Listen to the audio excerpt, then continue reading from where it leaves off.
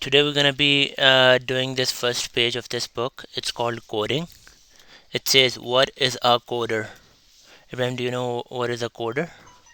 A coder is someone who programs stuff. Yes, coders and or programmers are people who write the code for computer programs, a set of instructions that tell computers what to do. Many coders teach themselves how to code. Others learn at school. Coders need a variety of different skills in order to build good programs. And it said computers, and I have a computer too. Good job. Okay, coders working together. These are bunch of coders who are working together and code in teams. Logical thinking, many languages, accuracy, and staying up to date. What? I don't code in teams. Yeah, we're gonna learn that because when it comes to the big projects, we need to program in teams. Like one person is gonna be doing one part and the other one is gonna be doing the other part. That's how you can actually build big projects. Oh, But you don't build code in team, but you do a thing called pair programming because Bhai actually comes to help you, right? yeah. Yeah, so that's called the pair programming. It's kind of a coding in a team. When the other person comes and see, uh, And my brother has a laptop too. yes, that's right. Okay, code in teams. While many coders work alone, most of them work in teams. Working in teams means programs are finished faster and with fewer errors. Teamwork also helps coders learn new skills from others. Did you get that? Yeah. Okay, now here's a robot. His name is Pepper. Pepper the robot. Code allows Pepper to read people's feelings. Did you know that? That can't even be true. It can be true. Look, it's called logical thinking. Computers follow rules and logic when running programs. What Co- if we hide our feelings and then, like if we're sad, then we pretend to be happy? Then it will say we're happy. it's called artificial intelligence because okay, the Yeah, first but it time will take days and days to make it's a already mistake. have taken days and days. So the first time he's gonna make a mistake, he will know that okay, a person can have their he's feeling differently, but he's showing something else, right? Then the programmer is gonna go in there and he's gonna say that this person is faking his feelings. That's how we can program the robot, and eventually it will be able to tell if you are faking or if you are showing the right feelings. Did you get that? Yeah.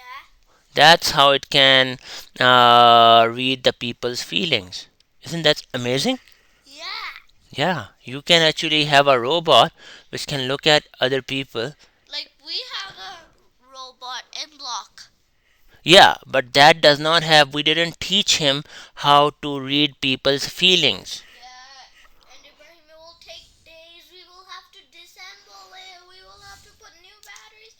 Oh, that's gonna take days. Okay, many languages. You know that there, okay, let's read it. Being able to code in different computer languages is a valuable skill.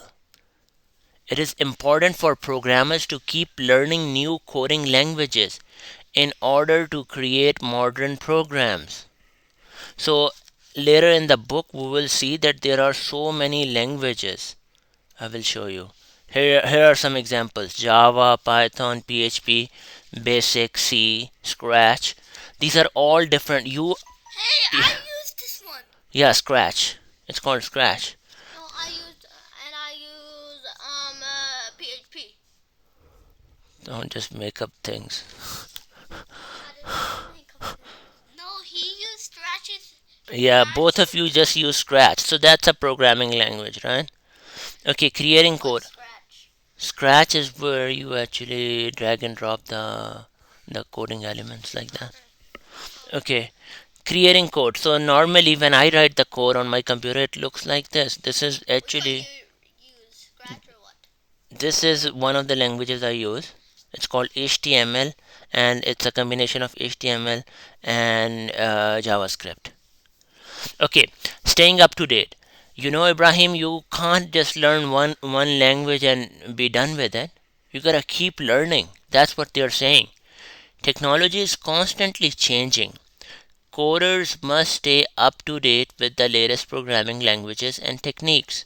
This can help them find jobs and build programs for the latest devices. Because the devices keep changing, the languages keep changing, the technology keeps changing. That's why you gotta keep learning. Did you get that? Okay, accuracy. Coders must always check and recheck code to make sure programs will work correctly. The instructions need to be clear, detailed, and broken down into small chunks that are easy to follow. Remember when we programmed the MBOT and it was doing weird things? It was like hitting something, so we gotta check our MBOT so that it is not doing. Yeah, but that's what it's supposed to do. No, it didn't do that. When it saw, we did the obstacle one, Yeah, obstacle avoidance. when we press the button, it does the obstacle, and then when it sees the obstacle, it turns. Yeah, There's no problem in that one. there's no problem, I know, but you need to look for the accuracy. What if you tell him that instead of move right when you see an obstacle, just keep going? Then what's gonna happen? It's gonna crash. That's what's gonna happen. So it's a space code. I think she's an astronaut and flight engineer Sunita Williams. That's her name. Uses her laptop while in space. She's sitting in space, I guess, in some kind of a space shuttle, and she's still programming. Yeah, she might be buckled on a seat. Yeah. Okay. How do you become a coder? Do you guys want to become a coder? No. Yeah. Okay. Nice. Uh, you are never too young to learn how to code. There are many books that teach coding as well as plenty of information online. You can also learn to code at school, or you could find out if there are any coding clubs near you. You know what this is? The green board? Oh, that has a lot of like main stuff. It has like a billion and billion of stuff in it. It's called Raspberry Pi. It's a mini computer. We're gonna be learning about it later in this book. I will show you.